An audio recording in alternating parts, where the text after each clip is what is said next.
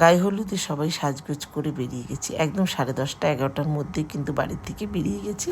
তারপরেই দেখো উপরে উঠে দেখি গায়ে হলুদের তত্ত্ব চলে এসছে। আর এই যে কনের শাড়িটা কি সুন্দর পুতুল দিয়ে সাজিয়েছে, দারুণ কিন্তু লাগে না? এই তত্ত্বগুলো দেখতে কিন্তু ভীষণ ভালো লাগে। তারপরে দেখো এটা একটা বিশাল বড় একটা মাছ দিয়েছে সাজিয়ে। তারপরেই আমরা কনেকে নিয়ে একটু ফটোশ্যুট করে নিলাম, প্রচুর ফটো তুলেছি। সব ফটো তো আর এইটুকু ভিডিওতে দেখানো যায় না। তারপরে বান্ধবী বললো তাড়াতাড়ি তোরা খেয়ে নে, একটু লুচি তরকারি মিষ্টি একটু খেয়ে নিলাম।